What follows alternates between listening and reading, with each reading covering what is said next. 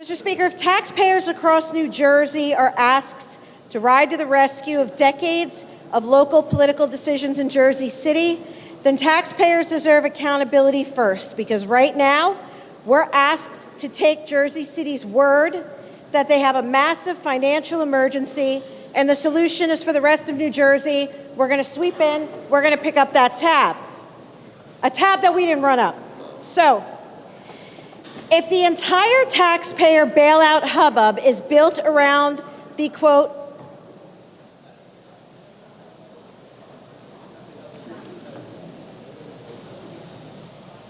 if it's built around the, quote, financial emergency report, then maybe we have a bigger problem. The document reads like somebody stapled together Moody's report, transition team talking points, some political attacks on Steve Fulop, some campaign literature, and footnotes with friendly sources, including mayoral press releases, and a document that describes a bold vision for the future by the current Mayor Solomon, who was on the council for 8 years and was on the council for 5 years of those audits where they were, having ex-employees still be able to certify checks, etc. The guy was there. So it's a little bit concerning. So the report itself acknowledges that it was assembled by the Solomon administration with assistance from outside, quote, experts working at no cost to the city, but it blends fiscal claims with kind of like this political, it's kind of like a Star magazine in a document form with some facts, like 3 facts and a little bit of jazz that comes on the side. So that's a little confusing to me because it's missing an independent forensic audit, and this is the document that was given to the people of Jersey City, and it's easy to read, it reads well, but it kind of blends opinion and fact, and it doesn't let us know if some of these allegations are actually warranted.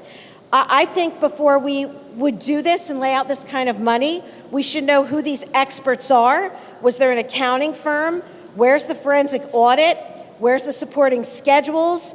The obvious question is, as Assemblywoman Flynn said, not even Jersey City. Take Jersey City out of the equation. Where the heck was the DCA? Shame on the DCA. Where's the Department of Community Affairs here? If this level of alleged malfeasance was going on under the Steve Fulop administration, what was the DCA doing? Were they sleeping? I mean, Jersey City was relying on one-time revenues, emergency borrowing, depleted reserves, shifting costs, delayed bills, unpaid obligations, and budget gimmicks. When the local finance board was reportedly warning against financial engagements, and the city proceeded anyway. If the state is now expected to rescue Jersey City, the state needs to explain how we're even going to do it and how we got it this far. This could be like the blind leading the blind with a $110 million loan. This is absolutely nuts. So, case in point, we also have to remember Jersey City is also an Abbott district, former Abbott SDA school district, okay?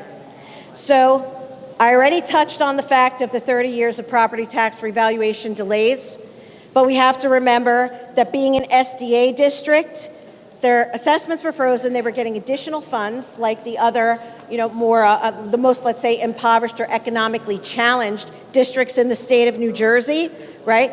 Everybody's carrying a load for school districts that fall in SDAs. So these two issues are not separate conversations from this bill.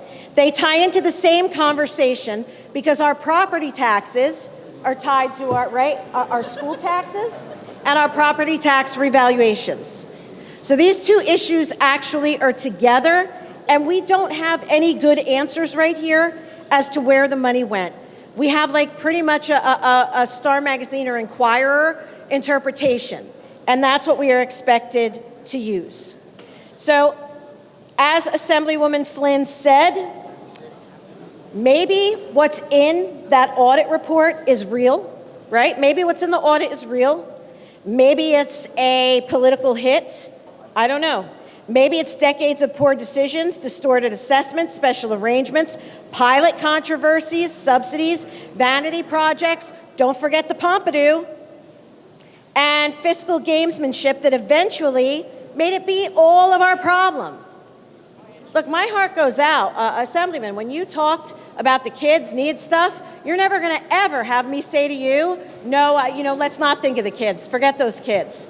Like, that's not okay. I understand that. I also think, don't forget the kids in my district and other places as well, because we're hardly the Rockefellers. But, I totally respect that. But when the adults in charge are behaving badly, we cannot give another $110 million. So,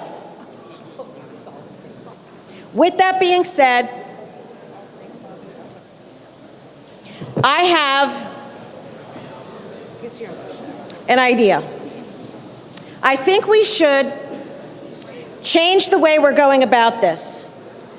I think quarterly audits and a fiscal monitor are missing from the bill when we're giving Jersey City this $110 million loan plus the $15 million.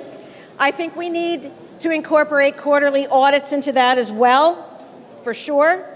And 2 fiscal monitors, one that stays in the office and one that goes out in the field, because someone just got arrested last week there for doing some kind of city kickback. So I think we need to start fighting unscrupulous city kickbacks by Jersey City electeds. I think it's very important. And to that end, I move to return Assembly Bill 5348 back to Second Amendment reading for the purpose of amendment for fighting unscrupulous city kickbacks by Jersey City electeds. There's a motion and a second. Majority Leader Greenwald, why do you rise?